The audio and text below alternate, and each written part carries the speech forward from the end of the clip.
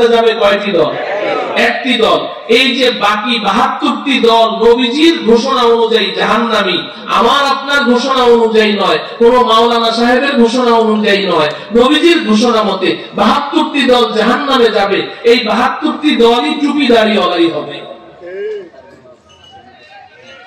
লম্বা পাঞ্জাবিওয়ালাই হবে, বড় পাগড়িওয়ালাই হবে। এখন প্রশ্ন হলো, এই 73 দলের মধ্যে একটি মাত্র দল হকের উপরে আছে, বাকি 72টি দল বাতিল, গোমরা, পথভ্রষ্ট। এখন আমি কিভাবে বুঝবো যে আমি হকের উপরে আছি কিনা? আমি তো ওই 72 দলের একজন হতে পারি। এই হক জামাত, সত্যের পথের পথিক, নাজাত প্রাপ্ত, মুক্তি প্রাপ্ত এই দল, এটি কোনটি? প্রথম দায়িত্ব হলো এই দলটিকে ফাইন্ড আউট করা, খুঁজে বের করা। 2 নম্বর কাজ হলো আমাকে ওই দলের অন্তর্ভুক্ত করে নেওয়া। আমি যখন বুঝবো যে হ্যাঁ আমি হকের উপরে আছি, তখনই না আমার উপরে দায়িত্ব আসবে যে তুমি এখন হকের দাওয়াত অন্যকে দাও। এর আগে নিজেকে বুঝতে হবে আমি হকের উপর আছি কিনা।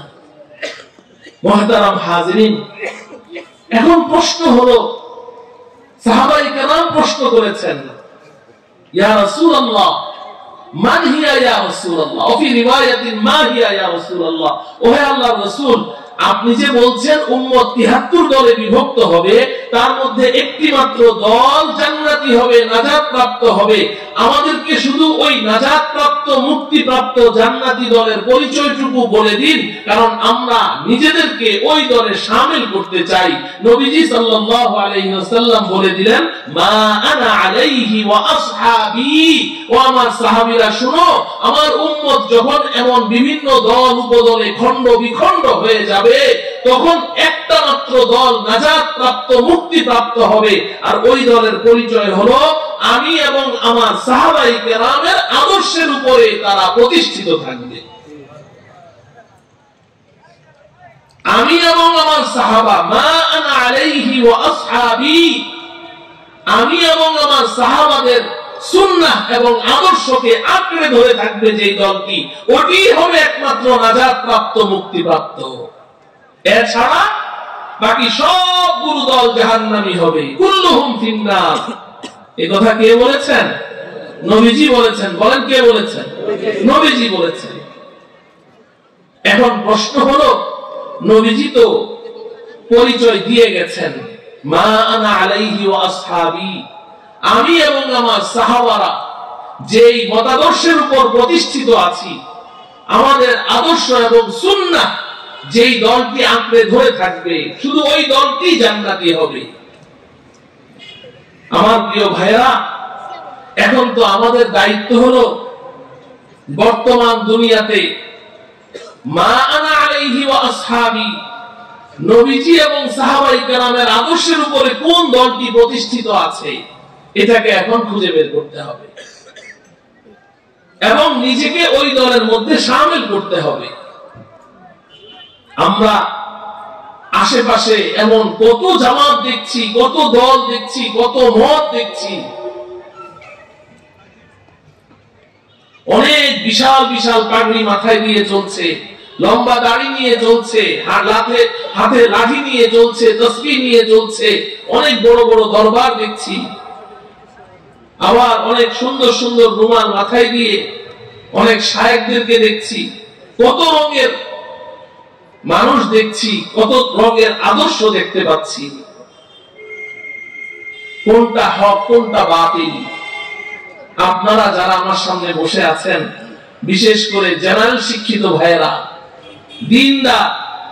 দিনদার, নিজেকে একজন খাঁটি ইমানদার মুসলিম হিসেবে এই দুনিয়ার জিন্দেগিটা কাটাতে চাচ্ছেন, কিন্তু আপনাদের কাছে কোরআন ও হাদিসের কষ্টি পাথর নেই, যেই কষ্টি পাথরে ঘষা দিয়ে আপনি সত্য আর মিথ্যার মধ্যে পার্থক্য করতে পারবেন, যেই কষ্টি পাথর দিয়ে ঘষা দিয়ে আপনি হক আর বাতিল চিনতে পারবেন, আপনাদের বিপদটা আরো বেশি। বুঝতেই পারছেন না কার পরামর্শ অনুযায়ী এই জীবনটা পরিচালিত করবেন? আপনার জীবনের যেই তরি, এই জীবন তরির বৈঠাটা কার হাতে ছেড়ে দিবেন? আপনি সিদ্ধান্ত নিতে পারছেন না, কারণ আপনার কাছে তো ওই কষ্টি পাথর নেই। এজন্য আমি মনে করি আমার এই দিনদার ভাইদের বিপদটা আরো বেশি। আল্লাহ রাব্বুল আলামিন আমাদেরকে হক জামাত, সত্যের পথের পথিক এই জামাতকে সঠিকভাবে চেনা, জানা এবং নিজেকে তাদের দলভুক্ত করার তৌফিক দান করুন। মুহতারাম ভাইও, আমি তো বলেছি যে লম্বা কথা বলার আমার ইচ্ছাও নেই, পরিবেশও নেই, আপনাদেরও ধৈর্য নেই, যার কারণে আমি লম্বা কথা বলবো না, খুব সংক্ষেপে বলবো। যেহেতু আমি এখানে বারবার এসেছি, আপনাদের কাছে পরিচিত, আশা করি কিছুটা হলেও আমার উপর আস্থা আছে। আর উলামায়ে কেরাম যে এখানে আছেন, আমি তো সবক শোনাচ্ছি, ভুল হলে তারা শুধরে দিবেন। প্রশ্ন হলো, এই হক জামাত কোনটি? নবীজি সাল্লাল্লাহু আলাইহি ওয়াসাল্লাম এই হক জামাতের পরিচয় দিয়ে গেছেন।